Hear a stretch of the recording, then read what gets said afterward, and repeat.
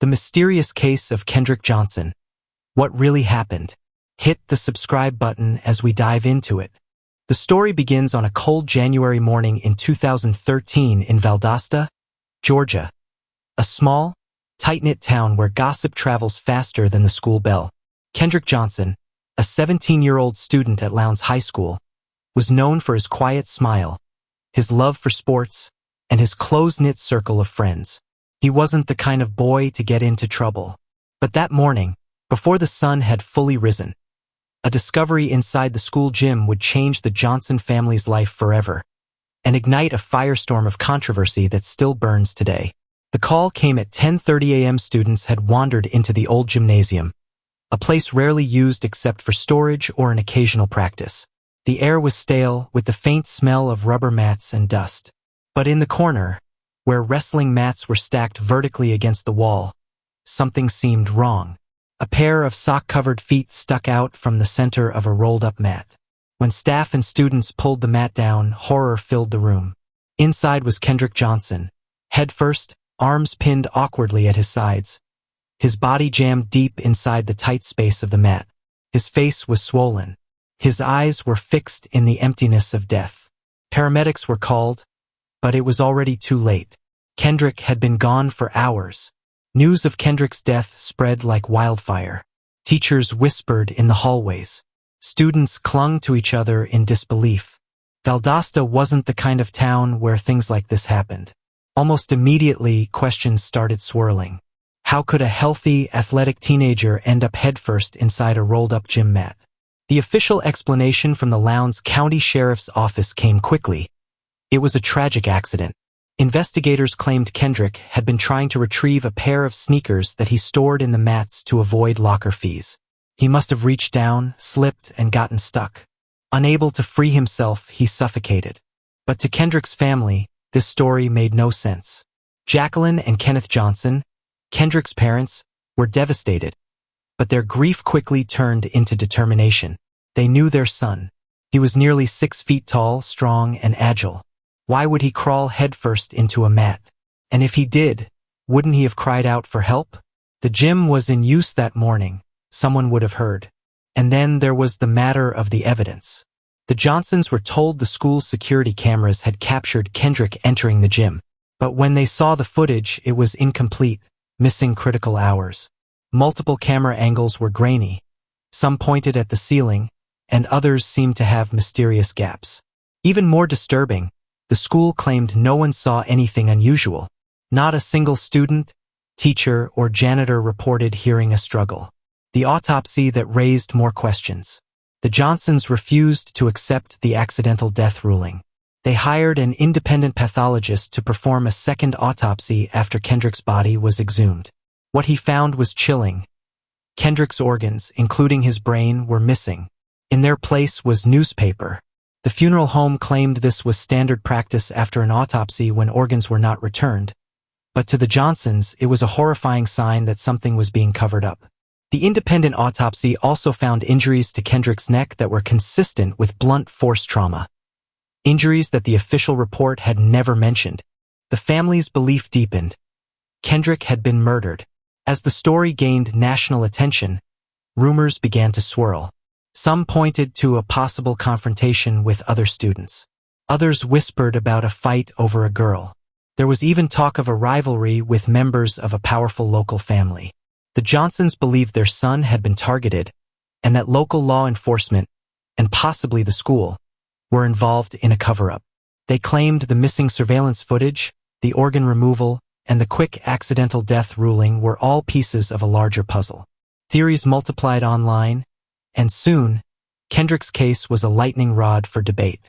Was this truly an accident, or was there a conspiracy to silence the truth? By spring 2013, Kendrick Johnson's name was making headlines across the nation. Civil rights activists joined the family in protests, marching outside the school and the sheriff's office. Placards with Kendrick's smiling face lined the streets, alongside banners reading "Justice for KJ." TV news crews arrived, and the story became a national talking point. Another case in a long list of young black men whose deaths raised questions about the justice system. But with attention came pushback. Local officials doubled down on their version of events, insisting there was no foul play. The Georgia Bureau of Investigation backed the accidental death ruling. And then came the lawsuits. The Johnson family filed multiple lawsuits against the school, local law enforcement, and even the funeral home. Each time, they faced roadblocks, motions to dismiss, claims of insufficient evidence, and countersuits from the accused. In one particularly controversial moment, two brothers who had been named in a wrongful death lawsuit filed their own suit against the Johnsons, claiming defamation. This only deepened the rift between the family and the community. Meanwhile, internet sleuths picked apart every detail of the case. The gaps in the footage, the conflicting witness statements, the absence of a thorough crime scene investigation. Some claimed they had uncovered proof of a fight in the gym earlier that day. Others believed the truth lay in the missing hours of surveillance video. One detail that haunted everyone who followed the case was this. Kendrick had been found without shoes. His sneakers were at the bottom of the mat beneath his feet. The official story suggested he fell in trying to get them. But some asked, if he had fallen accidentally, wouldn't his shoes have been above him, not below? Even stranger, a pair of shoes found near the scene had reddish-brown stains on them. Testing revealed the stains were not Kendrick's blood. But whose were they? And why were they there? It seemed that with every new piece of evidence, the case only grew murkier. No matter how many times the case was closed, the Johnson family refused to give up. They believed the truth was out there, buried beneath lies, missing evidence, and deliberate silence. And they weren't alone.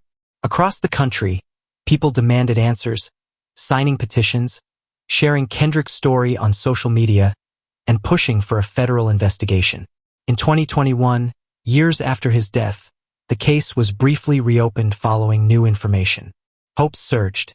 Maybe, finally, someone would be held accountable. But within months, the investigation was closed again, with officials stating there was no credible evidence of foul play. For the Johnson family, it was another crushing blow, but not the end. It was a warm evening in Valdosta when Jacqueline Johnson received an anonymous package on her doorstep. Inside was a small USB drive and a handwritten note. They know what happened. This will prove it. Be careful who you trust. Hands trembling, she plugged the drive into her laptop. The first file was a video, grainy, but clear enough to see Kendrick in the gym on the day he died. He wasn't alone. Standing beside him was a figure the Johnsons had never seen before. Someone who, according to official reports, wasn't even in the building that day. The file ended abruptly, cutting to black. Jacqueline's phone buzzed. A text from an unknown number appeared. Stop digging, or you're next. The Johnson family had always believed in fighting for what was right, but nothing could have prepared them for the uphill battle they now faced. It had been weeks since Kendrick's body was discovered inside a rolled-up gym mat at Lowndes High School, and the shock had only deepened. His parents, Kenneth and Jacqueline, refused to accept the official explanation that their son had accidentally fallen inside the mat while trying to retrieve a shoe. Are you really expecting me to believe my boy just climbed in there and got stuck? Kenneth asked reporters one morning, his voice cracking with a mix of anger and grief. The official autopsy claimed Kendrick died from positional asphyxia, essentially suffocating because of the way his body was trapped. But when the family saw his face in photographs from the funeral home, their suspicions grew darker. His skin appeared bruised, swollen, almost unrecognizable. Jacqueline remembered leaning over her son's coffin, brushing a hand across his hair, and whispering, "I'll find the truth, baby, no matter what." Determined to uncover what they believed was being hidden, the Johnsons ordered a second, independent autopsy. Dr. William Anderson, the forensic pathologist they hired, made a discovery that shook the family to their core. This was no accident, Anderson declared at a press conference. Kendrick died from blunt force trauma to the neck, not positional asphyxia. The implication was horrifying. Someone had hurt Kendrick, badly enough to kill him, and then his body was placed in the mat to stage an accident. But as if that wasn't chilling enough, Anderson noted something else. Several of Kendrick's internal organs were missing, replaced with newspaper. The The funeral home claimed they had no idea where the organs went, saying they had been destroyed due to natural process during the autopsy and replaced as a standard practice. To Kendrick's parents, it sounded like a cover-up. Lowndes High School became a fortress of silence. The principal released only a brief statement offering condolences, but refused to answer direct questions about security footage or witness statements. When the Johnsons requested all camera footage from the day Kendrick disappeared, they were told that much of it was unavailable due to malfunctions. What was released showed Kendrick entering the gym, walking across the floor, but never leaving. There were inexplicable gaps in the video, moments where minutes vanished without explanation. Jacqueline watched the grainy clips over and over, whispering, "Where did you go? KJ? Who took you?" As weeks turned to months, whispers started circulating among students. Some said Kendrick had gotten into a fight with members of the school's wrestling team. Others mentioned a girl, someone Kendrick had been friends with, who was dating a popular athlete. Two names began surfacing repeatedly, both belonging to brothers from a well-known local family. The rumors claimed there had been bad blood between Kendrick and one of the brothers for months, stemming from a minor altercation that spiraled into something much darker. When the Johnsons asked investigators if the brothers had been questioned, they were told the case is closed and no foul play was found. It felt like a wall was being built around the truth, brick by brick. By early the following year, frustration boiled over. The Johnson family, along with dozens of supporters, marched through the streets of Valdosta, Georgia, holding signs with Kendrick's picture. They demanded the Department of Justice open an investigation. Chants of justice for KJ echoed through the air. Some community members joined the movement, but others called the family troublemakers. The Johnsons received anonymous threats telling them to let it go and stop digging. Jacqueline refused to be silenced. "If it were your child," she told one local reporter, "would you stop looking?" It wasn't until months later that a strange lead emerged. A former student, who had since moved away, contacted the family through a friend. The young man claimed he'd overheard a conversation the day Kendrick went missing. Two voices arguing in the gym storage area.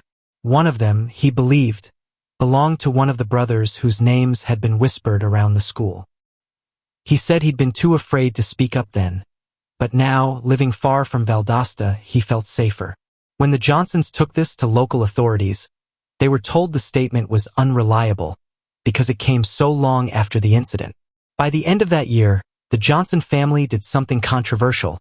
They released post-mortem photographs of Kendrick's face to the public. The images were graphic and shocking. Kendrick's features were swollen and discolored, his lips badly damaged. The photographs spread across social media, sparking outrage and renewed calls for justice. Some people said the damage could be explained by decomposition after his body was trapped in the mat. Others were convinced the injuries pointed to a violent assault. The photos went viral, pulling Kendrick's story into national headlines, but it also drew intense backlash, with critics accusing the family of exploiting tragedy. Jacqueline stood firm. "If the world won't listen to our words, maybe they'll listen to his face." Under mounting public pressure, federal investigators finally stepped in. The FBI began reviewing school surveillance, interviewing students, and re-examining the physical evidence. The Johnsons were hopeful, but months passed with little progress. Each time they called for updates, they were told, "We can't comment on an ongoing investigation." But behind closed doors, whispers suggested the FBI was quietly focusing on a handful of individuals connected to the school, and that some of the missing surveillance footage might have been deliberately erased. The stranger in the parking lot. Then, something strange happened. Kenneth Johnson began noticing the same black SUV parked near their house, sometimes for hours at a time. One night, he approached it, but the vehicle drove off before he got close. Days later, Jacqueline received a letter in their mailbox. No stamp, no return address. Inside was a single piece of paper, with 3 words typed in bold. "Stop or else." They called the police, but no fingerprints were found. The message was clear. Someone wanted the Johnsons to walk away. Just when it seemed like the case had gone cold again, a startling discovery was made. A custodian at the school, cleaning out an old storage closet that hadn't been used in years, found a backpack with Kendrick's initials stitched inside. The strange part? That closet had been thoroughly searched during the initial investigation. Inside the backpack were some of Kendrick's belongings: a notebook, a single sneaker, and a torn piece of paper with a phone number scribbled in red ink. When Kenneth dialed the number, it rang twice, and then a voice answered. Not just any voice. A voice Kenneth instantly recognized from the years he'd spent coaching local youth sports.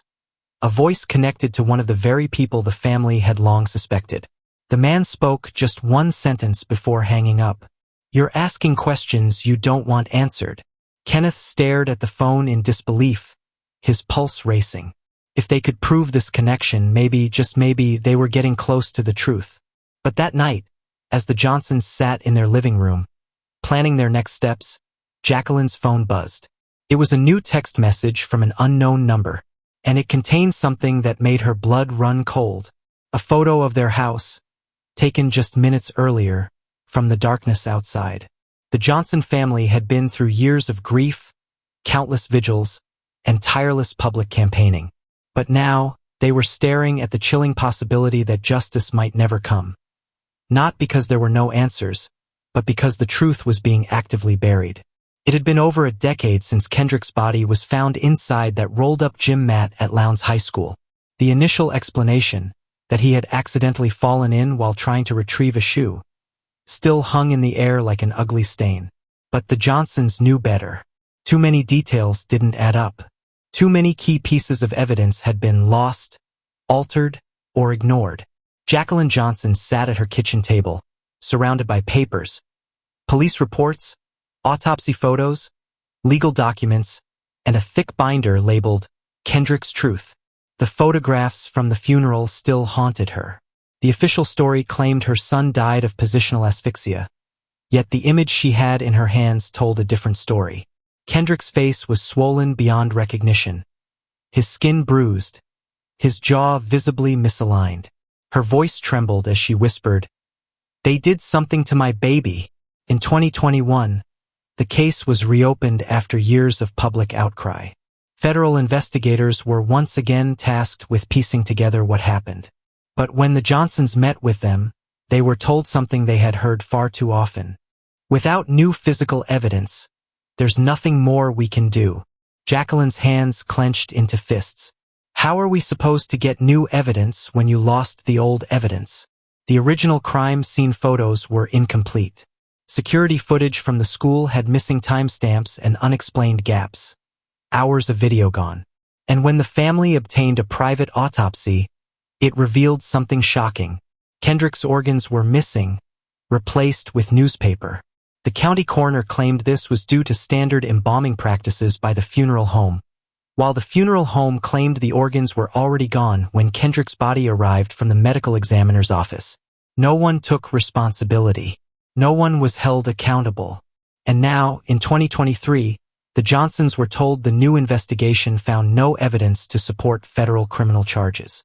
To outsiders, it looked like the end. But for the Johnson family, it was just the beginning of their most dangerous chapter yet. One night, after a long day of protests, the Johnsons returned home to find a letter in their mailbox. No return address, no name. Inside was a single sheet of paper with typed words. "They know what happened. Check the storage unit on Miller Street before they move it." No signature. Jacqueline and her husband, Kenneth, stared at each other. Was it a cruel prank, or the first real lead in years? The next morning, Kenneth drove to Miller Street. The storage unit was small, rusted, and looked abandoned. But the padlock was brand new. The Johnsons couldn't legally open it without a warrant. But if they went to the police, they knew there was a good chance the unit would be emptied before anyone checked. They faced a choice: follow the law and risk losing everything, or take matters into their own hands. That night, with the help of a family friend who worked as a locksmith, the padlock was removed. Inside the storage unit was a single cardboard box, taped shut. Kenneth's hands shook as he cut it open. Inside were dozens of old VHS tapes, labeled only with dates from 2013, the year Kendrick died. There were also several manila envelopes stuffed with printed photos. When they began looking through the photos, Jacqueline felt her stomach turn. They weren't just pictures of Kendrick's body. These were crime scene photos that had never been released, and in several of them, there were visible signs of injury that didn't match the official story. Even more disturbing, some of the images showed students inside the gym on the day Kendrick died. Students who had never been mentioned in the investigation. The VHS tapes were worse. They appeared to be raw security footage from the school, including angles the Johnsons had been told didn't exist. One tape had a label with Kendrick's name, and a timestamp covering the exact period the official footage claimed was missing. The Johnsons knew they had to make copies before turning anything over. They contacted a trusted journalist, one who had been covering Kendrick's case since the beginning. But 2 nights later, disaster struck. When the journalist went to retrieve the box from her office, it was gone. The lock on her door hadn't been broken. Someone had used a key. Only the Johnsons, the journalist, and the locksmith knew about the storage unit. Jacqueline's heart pounded as she realized the truth. Someone was watching them. The next morning, a black SUV appeared outside their house. It didn't move for hours. The windows were tinted. When Kenneth finally went outside to confront the driver, the SUV sped away, but not before a piece of paper was slipped under their front door. "Stop looking, or you'll lose more than your son." The Johnsons called the police, but the officer's tone was dismissive. "You can't prove this is connected to your case. Could be a prank." Jacqueline was furious. "A prank? My son is dead, and we're being threatened."